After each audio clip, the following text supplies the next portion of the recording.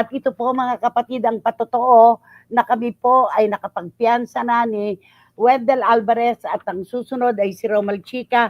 Recalled na po yung warrant of arrest na inilabas po ng Branch 93 ng RTC Quezon City. Alam niyo po mga kapatid, nabigla po kami dito. Karaniwan po kasi dahil ako naman po ay hindi na bago sa ganitong mga usapin.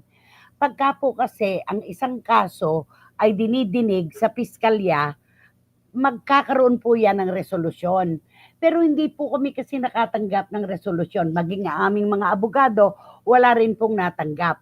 July 21 pa po pala lumabas itong WA na ito. July 30 na po kahapon ng aming matanggap at naunahan pa po kami ng mga pahayagan at ng social media.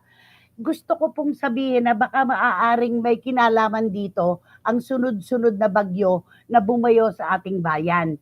Marami po kasing opisina noon ang hindi halos nakapagtrabaho, kaya po siguro walang nakarating na resolusyon sa amin. Kaya naman, lagi ko po kasing sinasalubong to yung nagbo-voluntary surrender na po ako agad, hindi ko na po hinihintay pa na lumabas ang warrant of arrest. Hinihintay ko lang po na marapol at kapag nalaman ko na po kung saang sala o kung saang branch napunta ang kaso, ay nagbe-bail na po ako. Pero first time po ito na wala kaming tinanggap na resolusyon, kaya nagkabiglaan. Tinawagan lang po ako ng aking anak-anak na si Reggie Bunoan kasi nakuha po ng mga taga-inquirer.com yung balita na meron nga po kaming warrant of arrest. Nauna pa po ang social media kaysa sa amin. At nauna ko pang malaman sa mga kaibigan sa hanay namin.